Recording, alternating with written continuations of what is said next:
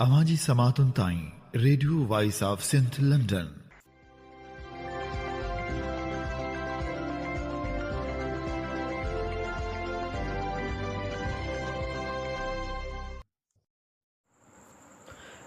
हीअं ॿुधी रहिया आहियो radio voice of Sindh London.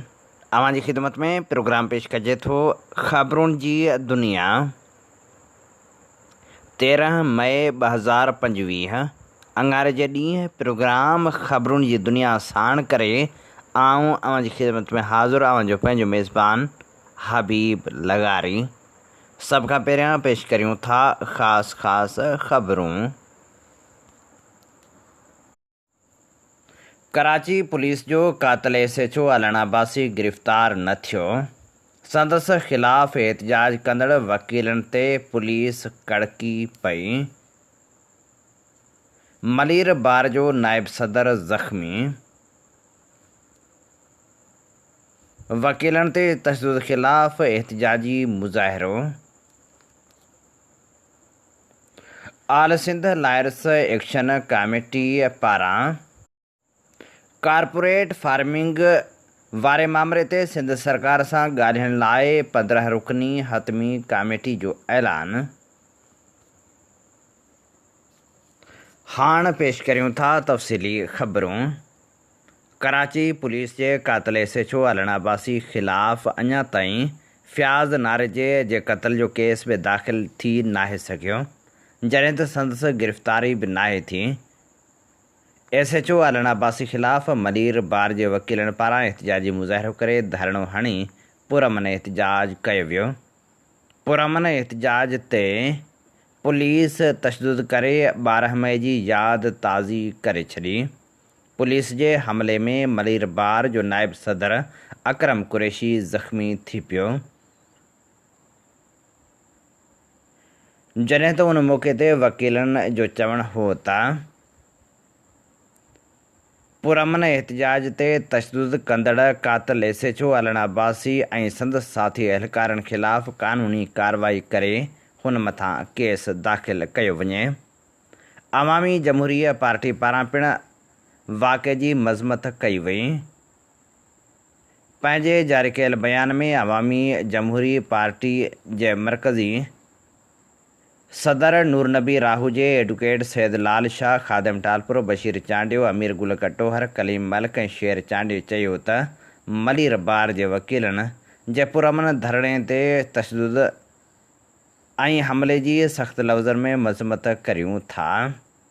Sindh हुकूमत पंहिंजो क़िबलो दुरुस्त करे वकीलनि ते हमिलो करे छा थी साबित करणु चाहे। हुननि चयो त सिंध अंदरि पंहिंजे हक़ वठण को ॾोह त नाहे। एहतजाज हर हिकु शहरी जो आइनी हक़ आहे। असीं आला अमलदारनि खां घुर करियूं था त वकील दोस्तनि जा जाइज़ मसइला हल कया वञनि।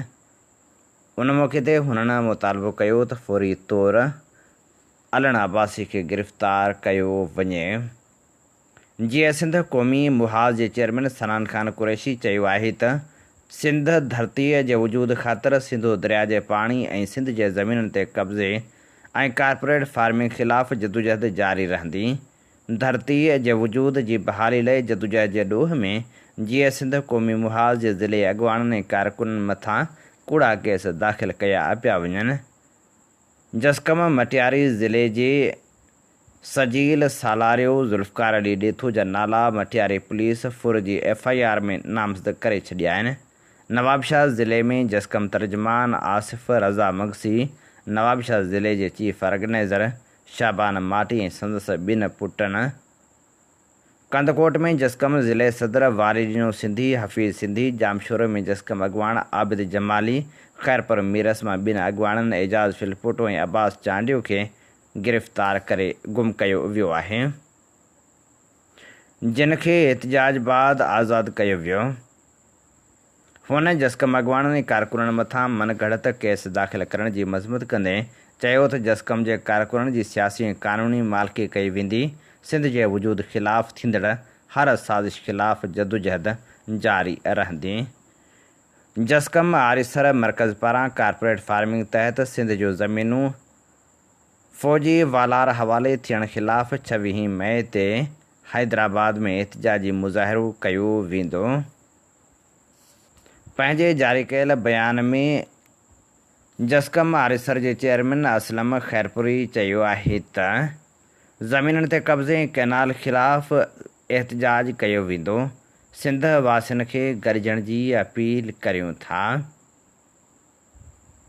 आल सिंध लायर्स एक्शन कमेटी जे चेयरमैन आमिर नवाज़ वड़ाइच बाज़ाब्ता तौरु हिकु नोटिफिकेशन जारी करे कारपोरेट फार्मिंग बाबति सिंध सरकार सां ॻाल्हियूं करण लाइ ग़ुलाम रसूल सोहो जी चेयरमैनशिप में 15 रुकनी कमेटी जोड़े छॾी आहे। कमेटी में ग़ुलाम रसूल सोहो, शफ़क़त रहीम, सईद अब्बासी, कुर्बान मलाणो, सरफराज़ मेतलो, इशरत लोहर, मिर्ज़ा सरफराज़ बेग, इसरार चांग, काज़म मैसर, सजाद ख्वाजा, बाबर ऐं ॿिया शामिल आहिनि। नोटिफिकेशन में चयो वियो आहे त कमेटी इहा चिटाई करे थी त सिंध जूं ज़मीनूं कारपोरेट फार्मिंग या ग्रीन पाकिस्तान इनिशिएटिव जहिड़े कंहिं बि नामनिहाद नाले हेठि न ॾिनियूं वञनि। अहिड़े कंहिं बि क़िस्म जी मज़दूरी गैर क़ानूनी गैर आइनी सिंध जे हक़नि ऐं मुफ़ादनि जे ख़िलाफ़ तस्वर कई वेंदी। नोटिफिकेशन में चयो वियो आहे त ॻाल्हियुनि वारी कमेटी लाॻापियल दस्तावेज़ हासिलु करणु, उन जी छंडछाण करण ऐं ॻाल्हियूं शुरू करण जी मजाज़ हूंदी ऐं सिंध जी क़ानूनी आइनी तारीख़ी हक़नि जी मुहाफ़िज़ ऐं ज़ामिन हूंदी। थियल ॻाल्हियुनि जा नतीजा आल सिंध लायर्स एक्शन कमेटी वटि पेश कंदी, जेका सिंध जी क़ानूनी आइनी ऐं सिंध जे माण्हुनि जे मुफ़ाद में हतमी फ़ैसिले जी मजाज़ हूंदी। क़ौमी अवामी तहरीक जे सरबराह अयाज़ लतीफ़ पली जे 12 मई जे शहीद मोहम्मद नवाज़ कुनराणी समेत 48 शहीदनि खे 18वीं वरसी जे मौक़े ते सुर्ख़ सलाम पेश कंदे चयो त शहीद मोहम्मद नवाज़ कुनराणी 12 मई 2007 ते कराची में अमन, अदल, इंसाफ़ ऐं जमहूरी जी बहाली लाइ MQM जे दहशतगर्दां हथां शहीद थियो। जॾहिं मुल्क ते डिक्टेटरशिप क़ाइमु हुई, कानून बदिरां अमृत जी कारी राति हुई, तॾहिं इंसाफ़ ऐं आइन जी बहाली लाइ शहीद मोहम्मद नवाज़ कुनराणी कराची में पंहिंजे हज़ारे सिंधियाणी तहरीक जे भेनरनि भाइरनि सां गॾिजी चीफ जस्टिस इफ़्तिख़ार चौधरी जे इस्तक़बाल लाइ वियो त मुल्क दुश्मन ऐं इंसान दुश्मन दहशतगर्दनि हमिलो करे शहीद मोहम्मद नवाज़ कुनराणी समेत दर्जने मासूम माण्हुनि खे शहीद करे छॾियो।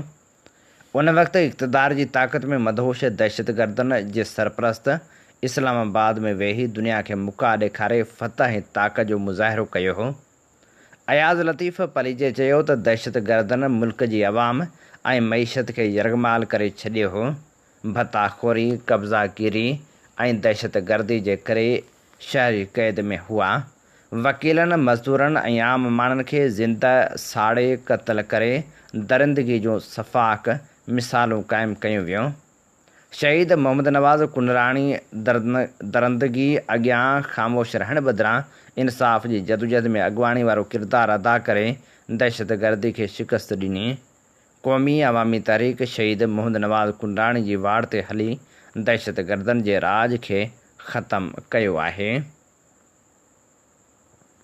अवामी तहरीक जे मरकज़ी सदर एडवोकेट वसंत थरी, मरकज़ी सीनियर नायब सदर नूर अहमद कात्यार ऐं अब्दुल कादिर रांटे पंहिंजे जारी कयल बयान में चयो आहे त इस्टेब्लिशमेंट पीपल्स पार्टी ऐं नवाज़ लीग खे सिंध ऐं मुल्क जे वसीलनि ऐं लखें एकड़ ज़मीनुनि ते कब्ज़ो करण लाइ इक़्तिदार ॾिनो आहे। मज़लूम क़ौमनि जूं ज़मीनूं ऐं वसीला विकिरो करण लाइ रोज़ नवां क़ानून आंदा पिया वञनि। MQM सिंध दुश्मन दहशतगर्द टोलो बल्दिया फैक्ट्री 12 मई अब्बास टाउन, निश्तर पार्क, कराची में वकीलनि खे जेरे साण जहिड़नि दहशतगर्दी वारनि वाक़िअनि में जवाबदार आहे। MQM डिक्टेटर ज़िया ऐं मुशरफ़ जो तयारु कयल पालियल ऐं तातियल रहज़न टोलो आहे जिन ते केस हलणु खपनि। उन्हनि खे वरी कुर्सियूं ॾेई सिंध मथां सवार करे सिंध जी अवाम खे दहशतगर्दनि जे रहम करम ते छॾण जो मनसूबो जोड़ियो वियो आहे। हुननि चयो त वफ़ाक़ी हुकूमत स्पेशल इन्वेस्टमेंट फैसिलिटेशन काउंसिल तहत सिंध जा वसीला विकिरो करे रही आहे। CCI कैनालनि खे मुकमल तौर ते रद्द करण बदिरां मुलतवी कयो आहे। CCI जे फ़ैसिले जी का बि आइनी हैसियत नाहे। हुननि चयो त स्पेशल इन्वेस्टमेंट फैसिलिटेशन काउंसिल जोड़े ज़मीनूं मैदनियात ऐं अहम इदारा उन हवाले करे नंढनि सूबनि जे हक़नि ते धाड़ो हयो वियो आहे। सिंध जो अवाम चोलिस्तान रेथा खे कंहिं बि सूरत में क़बूल न कंदो। कारपोरेट फार्मिंग मनसूबा कब्ज़नि जो नओं रूप आहिनि।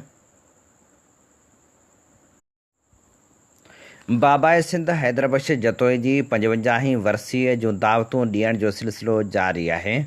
सिंध हारी कमेटीअ जे सदर समर हैदर जतोई पारां बाबाए सिंध हैदरबख्श जतोई जी 55वीं वरसी जूं दावतूं डिस्ट्रिक्ट बार हैदराबाद जे सदर ईशर मजीद खोखर, नायब सदर हफ़ीज़ सोलंगी, जनरल सेक्रेटरी बाबर मेमण ऐं ॿियनि खे ॾिनियूं वियूं। उन मौक़े ते सिंध हारी कमेटीअ जे सदर समर हैदर जतोई चयो त 21 मई ते बाबाए सिंध हैदरबख्श जतोई जी वरसी शानदार नमूने सां मल्हाए खेसि भेटा पेश कंदासीं। SUP खैरपुर जो इजलास मरकज़ी अॻवान जगदेश आहूजा जी सदारत हेठि थी गुज़रियो, जंहिंमें मरकज़ी जॉइंट सेक्रेटरी असगर कुरैशी, फ़तेहमंद ख़ासकैली ज़िले जे उहिदेदारनि वॾे अंग में शिरकत कई। तनज़ीमी जाइज़ो वरितो वियो। तनज़ीम खे सघारो बणाइण लाइ तालुक़नि ऐं टाउननि जा दौरा करे मेंबरशिप वधाए तनज़ीम खे मुनज़म ऐं मज़बूत बणाइण जो फ़ैसिलो कयो वियो। सखर ज़िले में पिणु जगदेश आहूजा जी सदारत में गॾिजाणी थी गुज़री, जंहिंमें मरकज़ी जॉइंट सेक्रेटरी असगर कुरैशी, फ़तेहमंद ख़ासकैली, ईदन जागिराणी, दीदार चाडियो, माजिद ॾौर, अवेस इनकलाबी, सद्दाम हुसैन महर, शहज़ाद ज़ंगेजो ऐं ॿियनि शिरकत कई। उन मौक़े ते मेंबरशिप वधाए तनज़ीम खे मुनज़म ऐं मज़बूत बणाइण जो फ़ैसिलो पिणु कयो वियो। जसाफ आरिसर सिंध यूनिवर्सिटी जो इजलास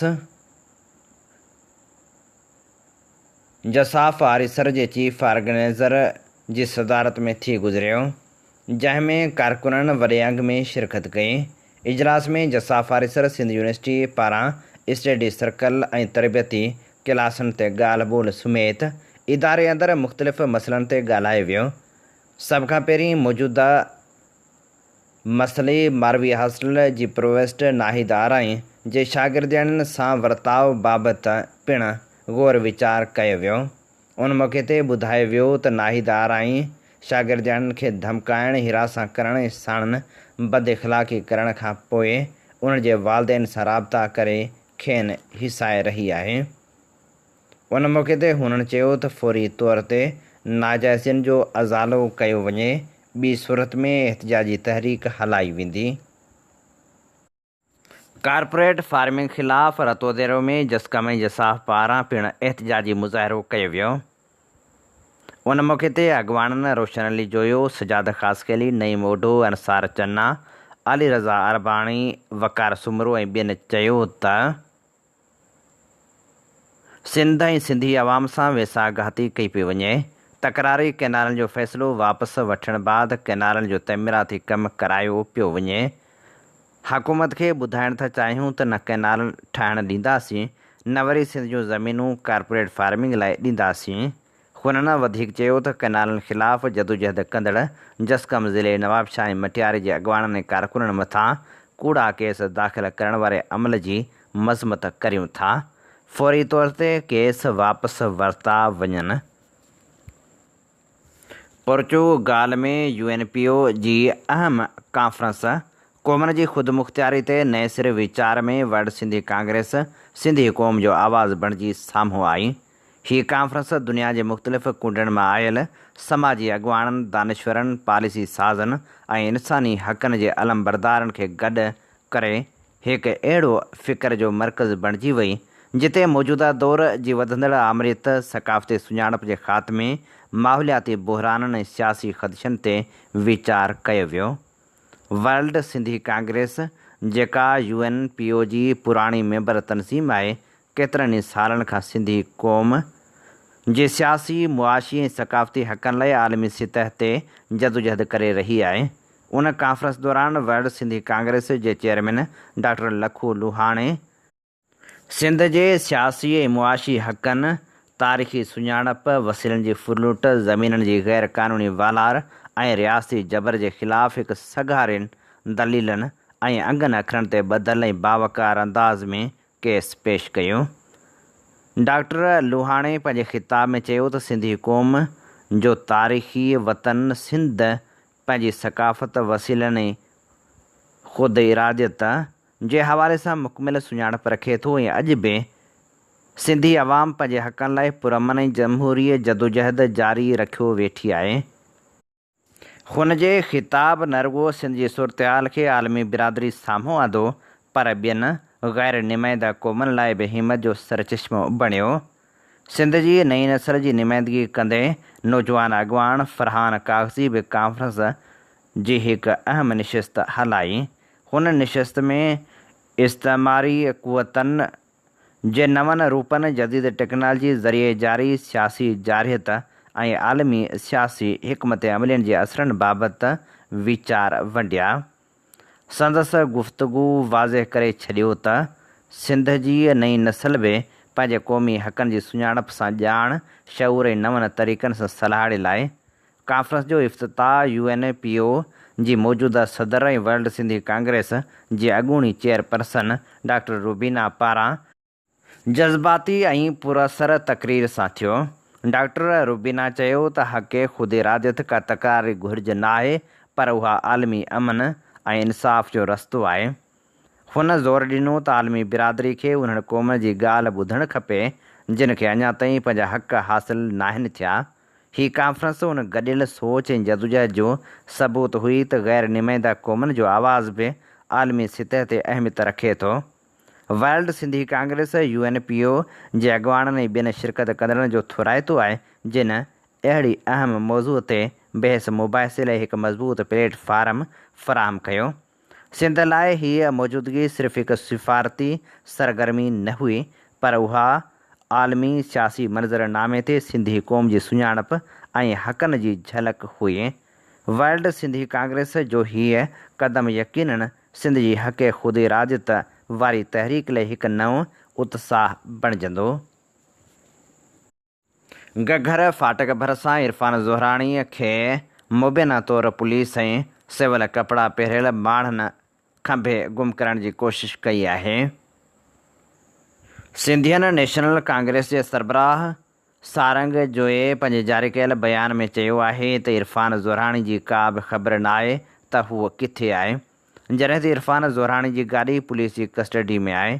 जेकॾहिं इरफान ज़ोहराणी खे जल्द खां जल्द ज़ाहिर न कयो वियो त स्टील टाउन पुलिस जे SHO ऐं ASI अबड़े मथां FIR कटराई वेंदी ऐं संदसि ख़िलाफ़ सख़्तु एहतिजाज कयो वेंदो। हिंगोरजा भरिसां मीरक मैनर जी खाटी न थी सघी आहे। खाटी न थियण जे करे आबादगारनि हारियुनि हसन अली सियाल, ग़ुलाम फ़रीद सुमरो, नबी बख़्श मीतलो, सैयद नबन शाह ऐं ॿिनि जी अॻवानी में हिंगोरजा पहुची एहतिजाज कयो वियो। उन मौक़े ते अॻवाननि चयो त अञा ताईं मीरक वाह जी खाटी न थी आहे। गुज़िरियल 3 सालनि खां खाटी न पई कई वञे जंहिंजे करे शाख़ूं मथे ऐं गंदगाह सां पुरिजी वियूं आहिनि, जंहिंजे करे पुछड़ी में पाणी जी शदीद खोट पैदा थी वई आहे। हुननि मुतालबो कयो त माइनर ऐं वाहन जी खाटी कराई वञे। ख़ैरपुर भरिसां खोड़ा शरीफ़ में सिंध जे वसीलनि जी मालिकी लाइ जदोजहद कंदड़ शख़्सियतनि जे एज़ाज़ में तक़रीब मुनक़िद कई वई।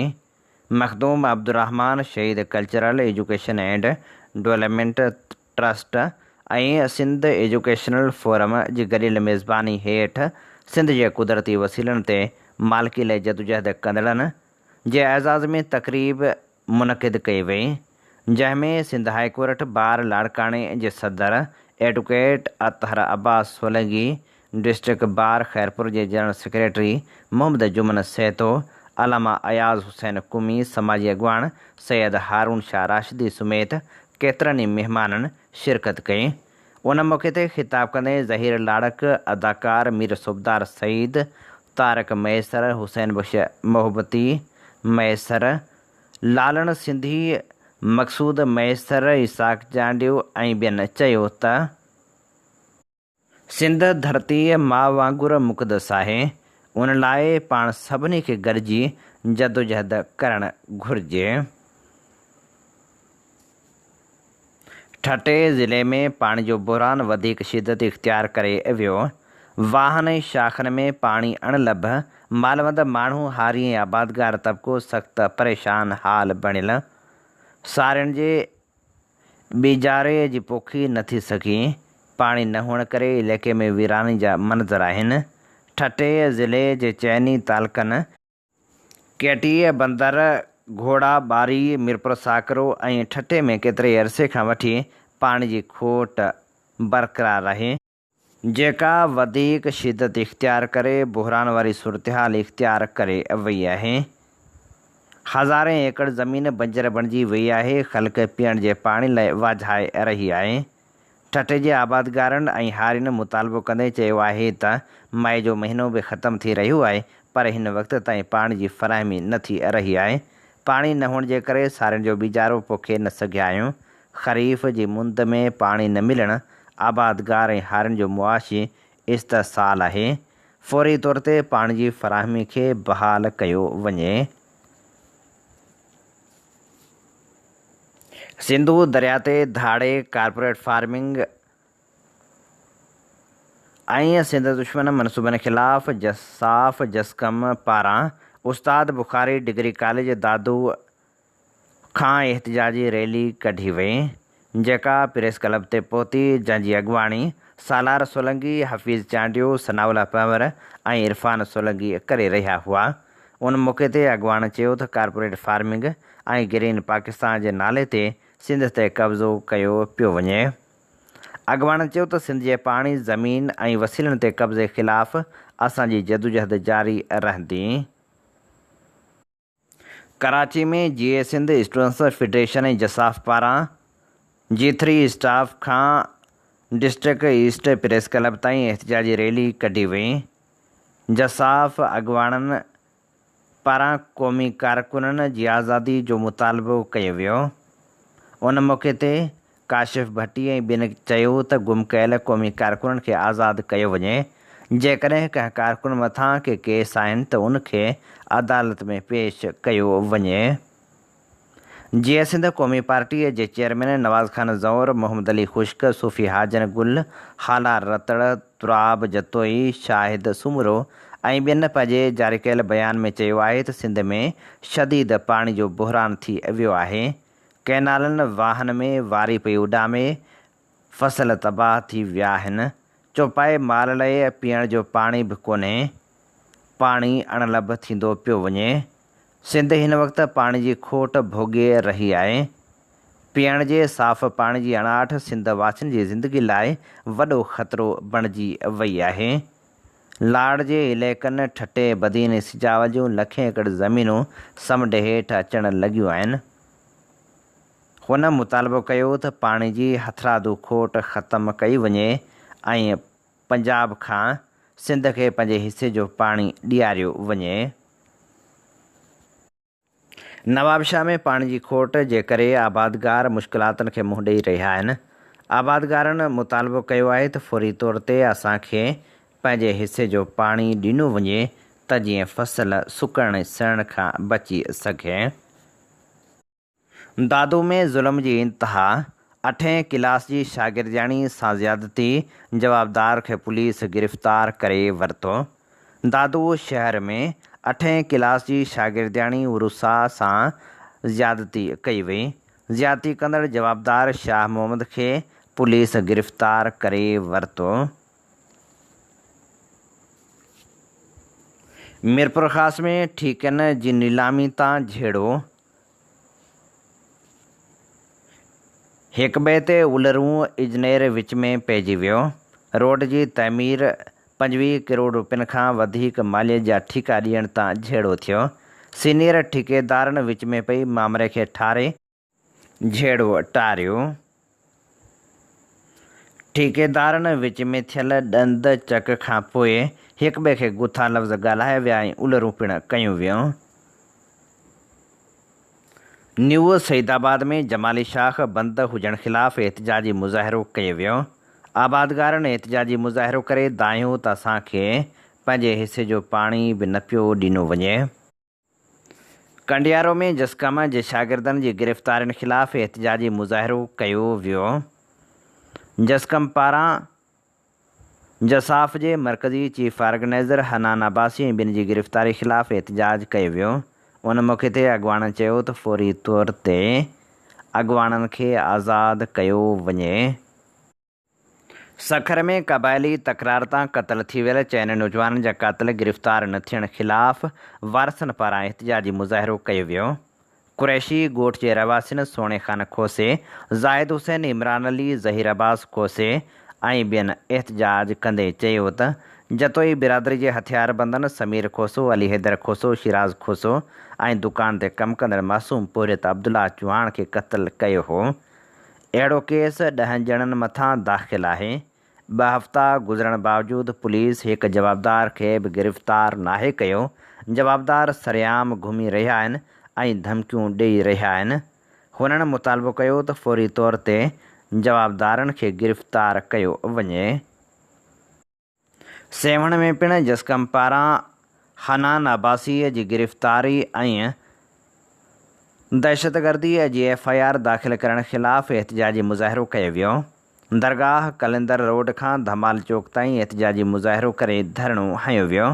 उन मौक़े ते रैली में शामिल अॻवाननि कामरेड अकबर मल्हा, निसार सोलंकी, शाहिद हालेपोटो, बागी शकील ऐं अनवर चौहान चयो त जसाफ जे मरकज़ी अॻवान हनान अब्बासी समेत ॿियनि अॻवाननि मथां दाख़िल कूड़ा केस फ़ौरी तौर ख़तमु कया वञनि। जोही में पिणु वापारियुनि बदअमनी जे ख़िलाफ़ एहतिजाजी मुज़ाहिरो करे धरणो हंयो। उन मौक़े ते अॻवाननि चयो त बदअमनी रोज़ जो मामूल बणिजी वई आहे। एहतिजाज बावजूदि केर बि नोटिस वठण लाइ तयारु नाहे। हुननि मुतालबो कयो त बदअमनी ते ज़ाब्तो आणे ॾोहारियुनि ख़िलाफ़ सख़्तु ऑपरेशन कयो वञे। हीअ असीं अव्हांजी ख़िदमत में पेश करे रहिया हुआसीं ख़बरूं। इन्ही ते ई प्रोग्राम ख़बरुनि जी दुनिया जो वक़्तु पुॼाणी ते पहुचे थो। पंहिंजे मेज़बान हबीब लगारी खे ॾींदा इजाज़त। जेॾहिं पेर तेॾहिं ख़ैर। अवां जी समातुनि ताईं radio voice of Sindh London